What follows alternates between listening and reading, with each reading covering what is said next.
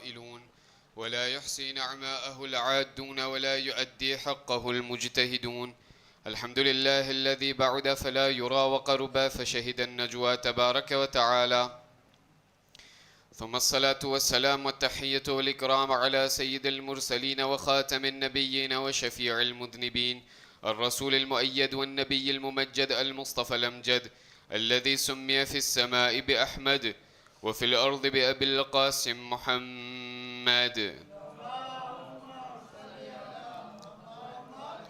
وعلى أهل بيته الطيبين الطاهرين المعصومين الذين أذهب الله عنهم الرجس وطهرهم تطهيرا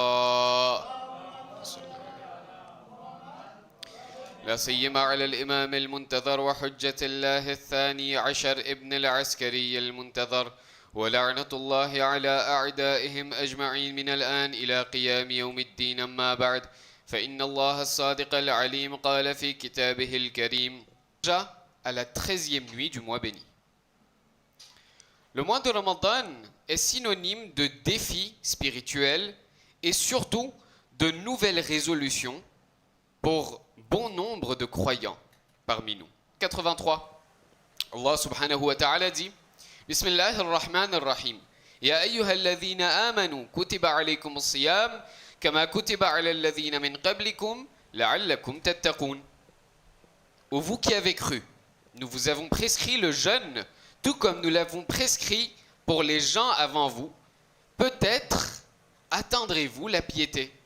Allah subhanahu wa ta'ala nous indique ici qu'un des défis spirituels du mois de Ramadan est d'atteindre cette piété. Mais voyez-vous, il m'arrive souvent que lorsque le mois de Ramadan vient, je commence à jeûner, je commence à rester affamé. Tout le mois, je reste affamé, eh bien je repars sans cette piété. Je repars les mains vides finalement. Les savants me répondent que peut-être cette piété que je recherche tant dans ma vie, moi qui m'appelle musulman, moi qui m'appelle Shia Haydar al-Karrar, j'ai beau dire Allahu Akbar, j'ai beau dire La ilaha illallah, j'ai beau réciter et accomplir des centaines de prières, j'ai beau jeûner, mais cette proximité que je suis censé ressentir envers Allah, eh bien je ne la ressens pas. Je ne sais pas pour vous, je parle pour moi, que ne le prenez pas mal.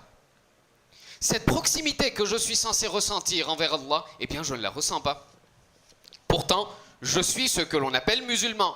Mais Allah subhanahu wa ta'ala me dit quelque part, ô mon serviteur, ô mon croyant, toi qui te dis mon serviteur, toi qui prétends être mon serviteur, toi qui prétends dire la ilaha illallah, eh bien ça, ce n'est que le kalima, ce ne sont que des paroles en l'air. Il faut d'abord ressentir cette proximité envers moi. C'est alors que tu atteindras la piété. Un des objectifs donc de ce mois béni de Ramadan, c'est d'atteindre cette proximité de Allah subhanahu wa ta'ala, c'est de ressentir cette intimité avec Allah subhanahu wa ta'ala. Vous savez, notre saint prophète Mohammed Mustafa sallallahu alayhi wa sallam,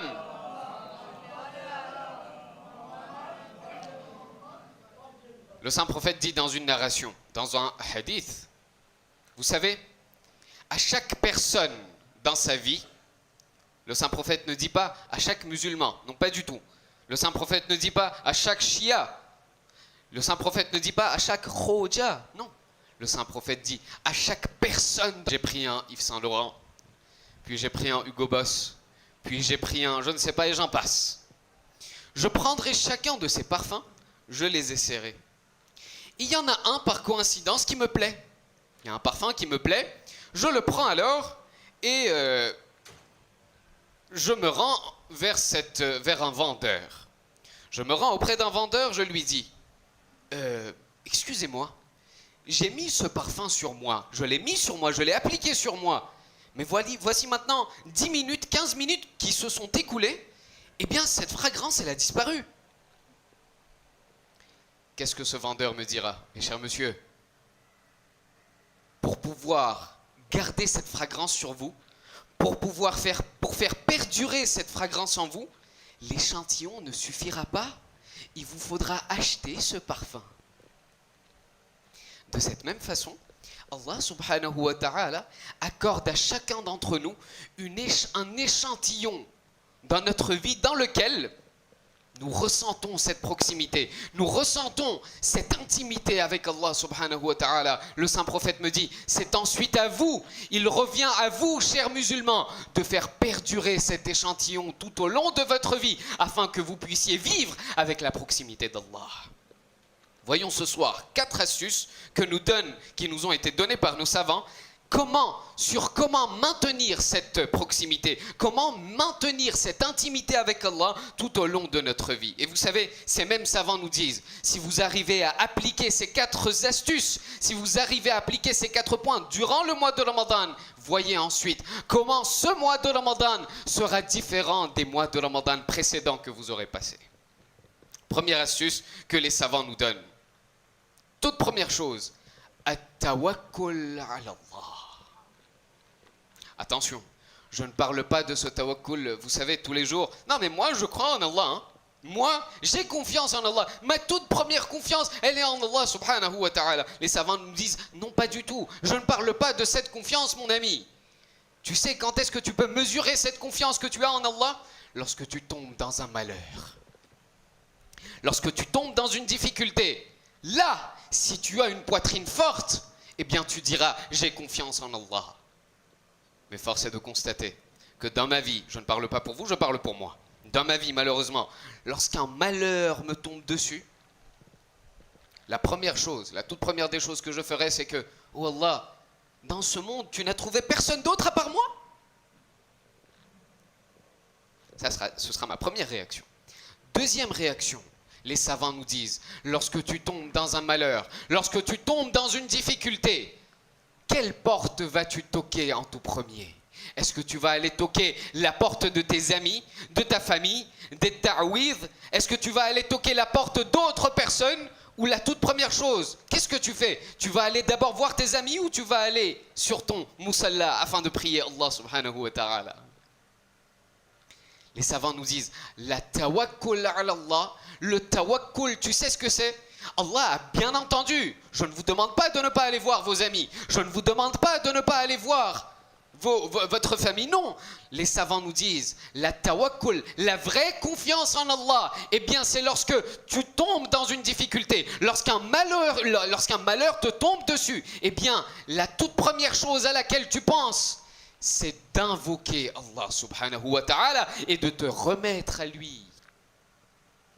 Mais vous savez, cette confiance, elle ne se travaille pas du jour au lendemain. Ce n'est pas que vous allez écouter mon majlis aujourd'hui et en sortant d'ici, eh bien vous direz, oh le cheikh il a dit un truc très très bien aujourd'hui, à partir de maintenant, je place ma confiance envers Allah. Non, pas du tout. Cette confiance, mes amis, elle se travaille de la même façon que je travaille mon corps. Eh bien, de la même façon que j'entretiens mon corps, cette confiance en Allah, elle s'entretient, mes amis.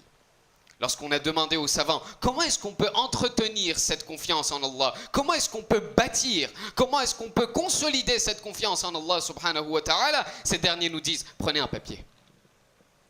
Prenez un papier, prenez une feuille, ouvrez vos notes dans votre smartphone. Vous savez ce que vous allez faire?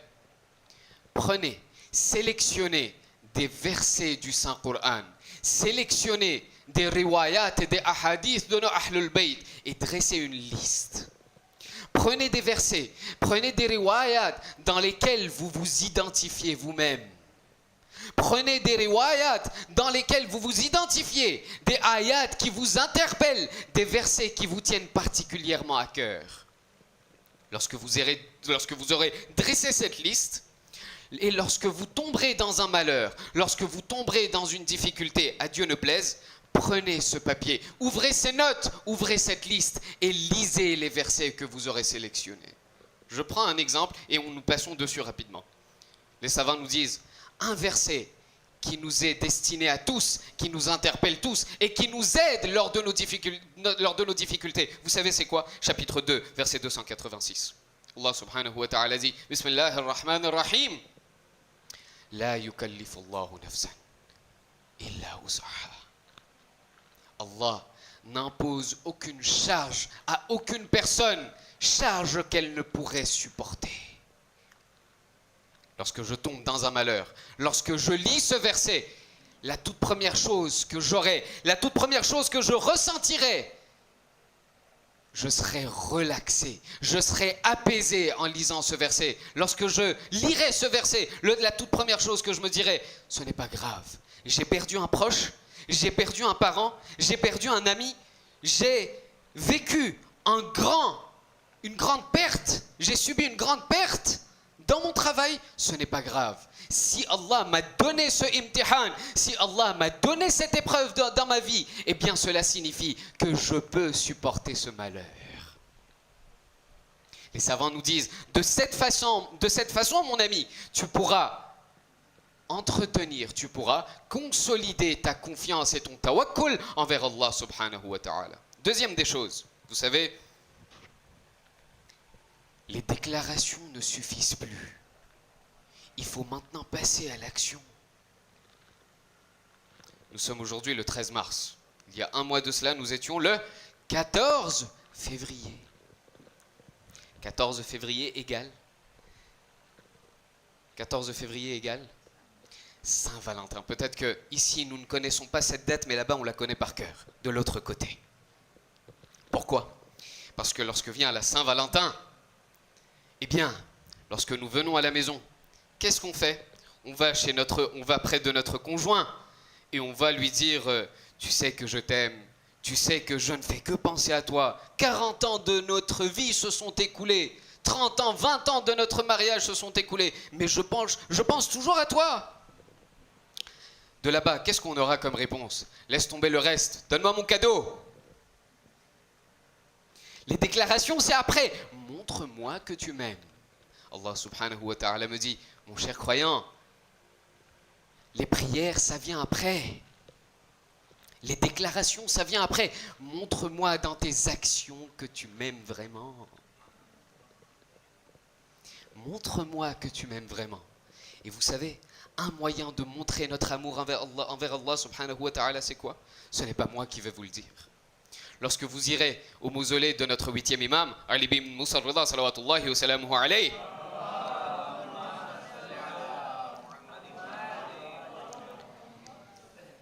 lorsque vous irez au haram de notre 8e imam à Mashhad, tout à côté du mausolée de notre 8e imam, se trouve une grande mosquée bleue que l'on appelle la Masjid Gawhar Shad. Cette même Masjid Gawhar Shad, je ne sais pas si vous y êtes déjà allé, puisse Allah donner l'opportunité à chacun d'entre nous d'y aller, Inch'Allah. Lorsque vous irez en Iran, lorsque vous irez à Mashhad, vous demanderez à quelqu'un quelle est l'histoire de cette Masjid Gawhar Shad, de cette mosquée. C'est quoi l'histoire? On vous relatera l'histoire suivante.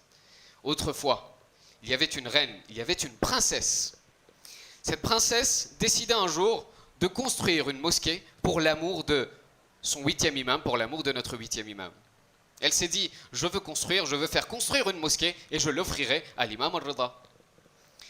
Les plans ont été construits, les architectes ont été appelés et la masjid fut construite.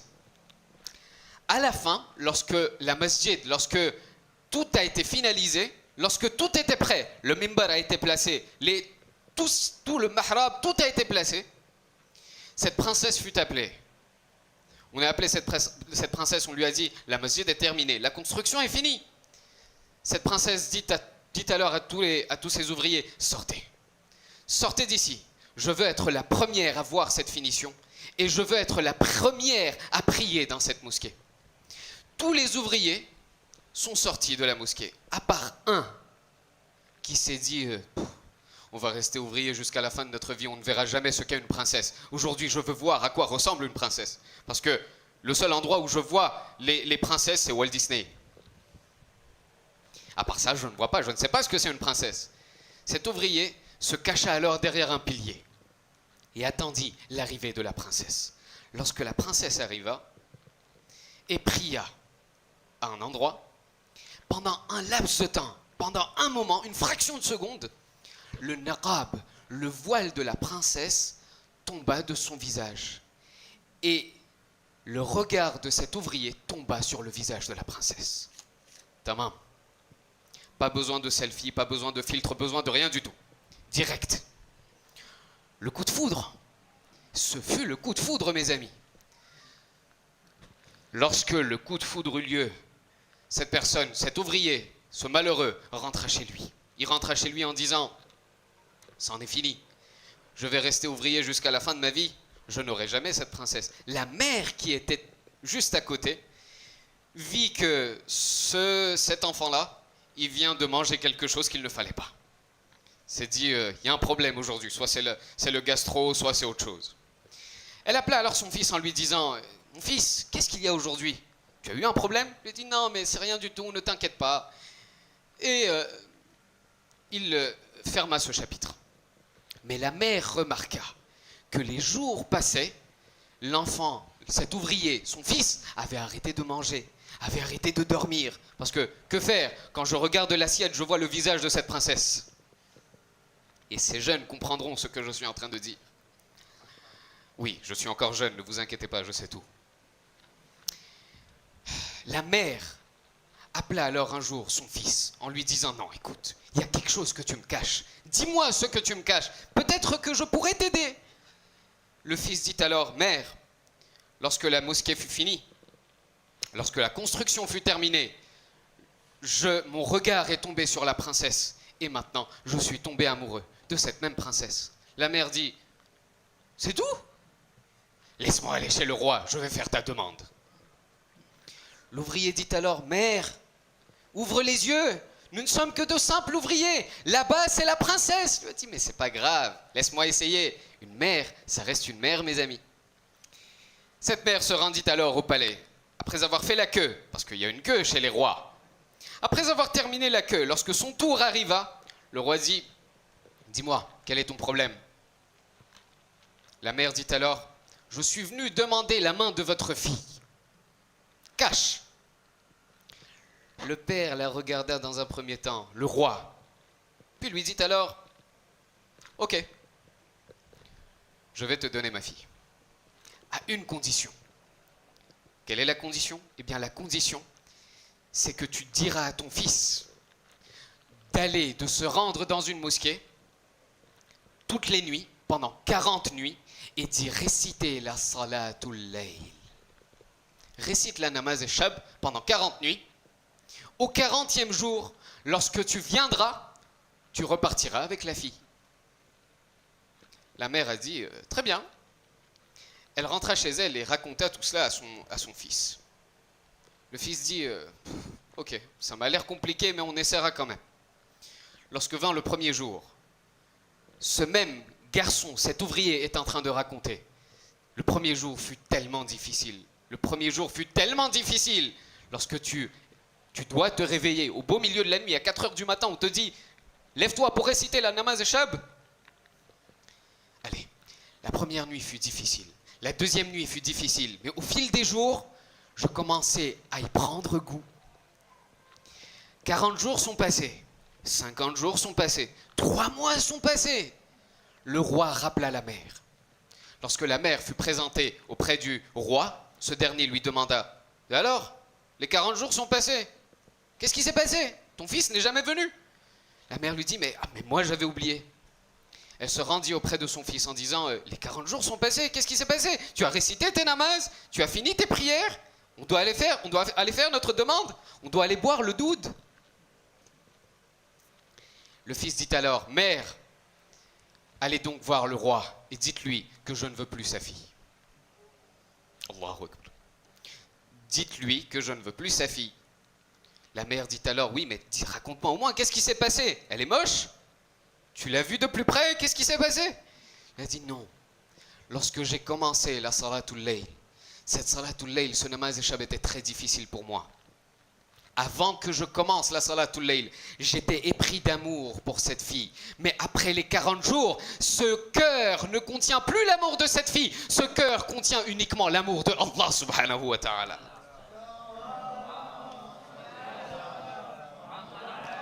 Ce cœur ne contient plus l'amour de cette fille. Après avoir passé les namaz et shab, après avoir récité la salatul layl continuellement, ce cœur est rempli maintenant de l'amour de Allah subhanahu wa ta'ala. C'est la raison pour laquelle Allah subhanahu wa ta'ala dit au prophète Moussa, ya Moussa, dis à ses croyants, dis à mes serviteurs, Kadhaba كذب من زعم أنه يحبني. Peut-être que la version arabe contient des difficultés, mais je vais vous dire directement la version en français de ce que je retiens. Est menteur celui qui prétend m'aimer. Moi, par exemple, je prétends aimer Allah. Nabiullah Moussa, Allah lui dit, « Oh Moussa, dis à mon serviteur, est un menteur celui qui prétend m'aimer. » Pourquoi ? Car lorsque vient la nuit, إِذَا جَنَّهُ اللَّيْلِ نَامَ عَنِّي. Lorsque vient la nuit, lorsque tout le monde s'endort, eh bien cette personne qui prétend m'aimer, elle s'endort également au lieu de venir communiquer avec moi. Allah subhanahu wa ta'ala dit, mais la nuit n'est-elle pas faite pour que les amoureux puissent parler entre eux? La nuit est faite pour ça. Mais cette personne qui prétend m'aimer, lorsque vient la nuit qui était faite à la base pour me parler, pour communiquer avec moi, eh bien cette personne s'endort. Elle préfère dormir plutôt que venir communiquer avec moi. Les savants nous disent, si tu veux construire, si tu veux consolider cette connexion avec Allah subhanahu wa ta'ala, eh bien sache qu'il faut montrer, les déclarations ne suffisent plus. Il faut maintenant montrer ton amour envers Allah. Je suis obligé de sauter un point. Le dernier point qui nous est relaté par nos ulama, vous savez c'est quoi? Avoir une communication sincère avec Allah subhanahu wa ta'ala. Aujourd'hui, la iftar a commencé, je ne sais pas à quelle heure, mais la dua iftata commencera peut-être vers 19h30. Ça va, on a le temps de manger encore. Ce n'est que la dua iftata. Lorsque le majlis commencera, on entrera petit à petit. Mes amis, cette dua, elle n'était pas faite pour passer du temps. Je ne parle pas d'ici, bien entendu. Je parle de partout. Cette dua que je considère comme un passe-temps, cette dua que je considère comme étant un temps pour digérer mon iftar, non mes amis, cette dua elle n'était pas faite pour passer du temps. La dua, rappelez-vous bien mes amis, et souvenez-vous de cette chose tout au long de votre vie. On a tendance à dire, récite cette dua, un tel récitera telle dua, un tel récitera cette dua. Mes amis, la dua n'est pas une chose à réciter, la dua est une chose à demander à Allah. La dua n'est pas une chose à réciter, la dua est une chose à demander. Je demande à Allah subhanahu wa ta'ala, j'invoque à Allah et je lui demande quelque chose. Ce n'est pas une poésie mes amis. Et ce n'est pas moi qui vous le dis. C'est notre sixième imam, Sadiq Ali Muhammad, Ja'far ibn Muhammad al-Sadiq, salawatullahi wa salamuhu alayhi. Notre sixième imam me dit, lorsque tu veux communiquer avec Allah, ne fais pas semblant. Ne fais pas semblant. La dua iftita, tu es obligé de la réciter du début jusqu'à la fin. Je ne sais pas, telle dua pour telle nuit, telle dua pour... Non, dans la dua, tu exprimes tes vrais souhaits à Allah subhanahu wa ta'ala. Lorsque tu as des problèmes de risque, demande la dua de risque à Allah. Lorsque tu as un problème de santé, demande la santé et la afia à Allah subhanahu wa ta'ala. Et c'est l'imam al-Sadiq lui-même qui nous apprend. Qu'est-ce qu'on lit dans la dua après la salatul asr? Qu'est-ce qu'on dit? Bismillah ar-Rahman ar-Rahim. Allahumma inni a'udhu bika min nafsin la tashba'. Ou Allah, je te demande protection auprès de toi d'un cœur qui est continuellement insatisfait. Alors que je suis noyé dans le monde, alors que je suis noyé dans le matérialisme, quand est-ce que j'ai pensé à prier Allah, à invoquer Allah de cette façon? Les imams me disent, les savants me disent, à la lumière des riwayat de Ahlul Bayt, lorsque tu veux parler avec Allah, sois sincère avec Allah.